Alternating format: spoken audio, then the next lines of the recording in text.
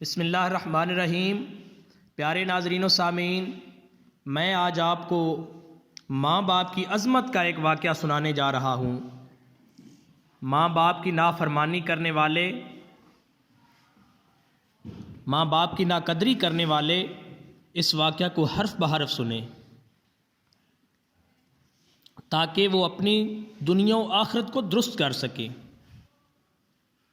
ماں باپ کی عظمت کا یہ واقعہ تفسیر قرطبی میں درج ہے، جسے طبرانی اور بہقی نے روایت کیا ہے۔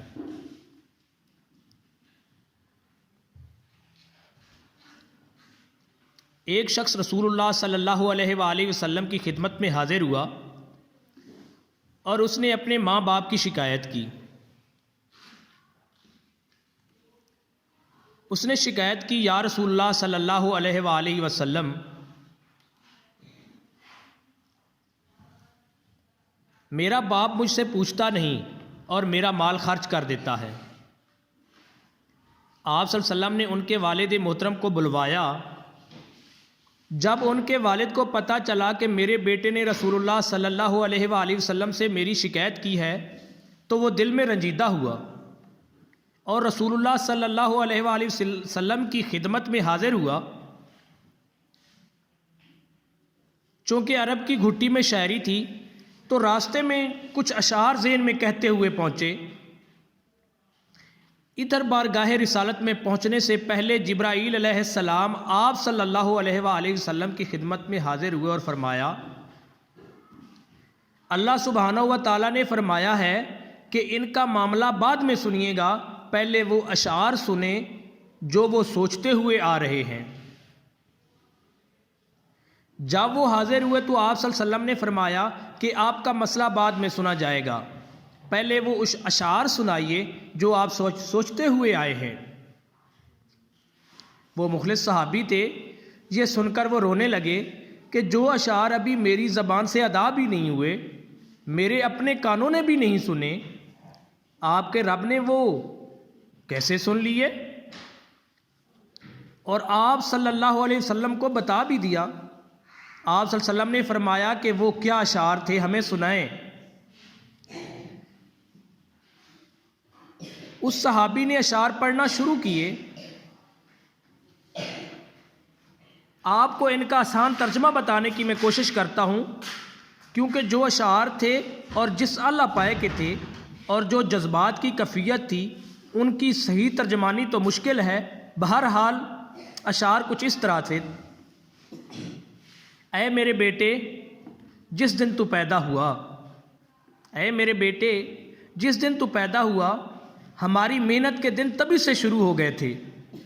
تو روتا تھا، ہم سو نہیں سکتے تھے، تو نہیں کھاتا تھا تو ہم کھا نہیں سکتے تھے، تو بیمار ہو جاتا تھا تو تجھے لیے کبھی کسی طبیب کے پاس علاج معالجے کے لیے مارے پھرتے تھے، تو کبھی کسی کے پاس کہ تجھے کچھ ہو نہ جائے، کہیں مر نہ جائے۔ حالانکہ موت الگ چیز ہے اور بیماری الگ چیز ہے۔ پھر تجھے گرمی سے بچانے کے لیے میں دن رات کام کرتا رہا کہ میرے بیٹے کو ٹھنڈی چھاؤں مل جائے۔ ٹھنڈ سے بچانے کے لیے میں نے پتھر توڑے، تگاریاں اٹھائیں کہ میرے بچے کو گرمی مل جائے۔ جو کمایا تیرے لیے، جو بچایا تیرے لیے۔ تیری جوانی کے خواب دیکھنے کے لیے میں نے دن رات اتنی محنت کی کہ اب میری ہڈیاں تک کمزور ہو گئی ہیں، لیکن تو کڑیل جوان ہو گیا ہے۔ پھر مجھ پر خزاں نے ڈیرے ڈال لیے، لیکن تجھ پر بہار آ گئی۔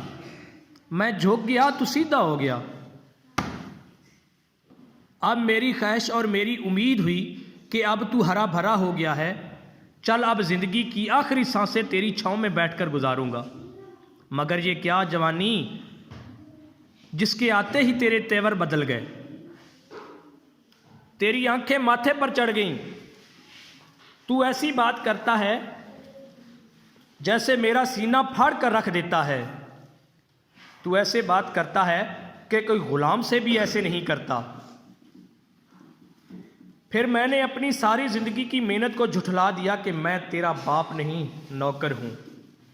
نوکر کو بھی کوئی ایک وقت کی روٹی دے ہی دیتا ہے، تو نوکر سمجھ کر ہی مجھے روٹی دے دیا کر۔ یہ اشعار سناتے سناتے ان کی نظر اللہ کے رسول صلی اللہ علیہ وآلہ وسلم پر پڑی تو چہرہ مبارک دیکھا تو چہرہ مبارک جو چہرے مبارک پر آنسو ہی آنسو تھے، داڑھی آنسوؤں سے تر ہو چکی تھی۔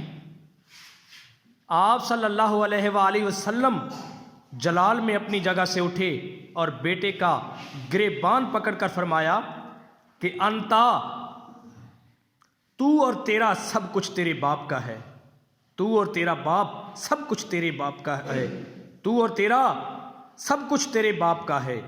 3 دفعہ آپ نے یہ الفاظ دہرائے کہ تو اور تیرا سب کچھ تیرے باپ کا ہے۔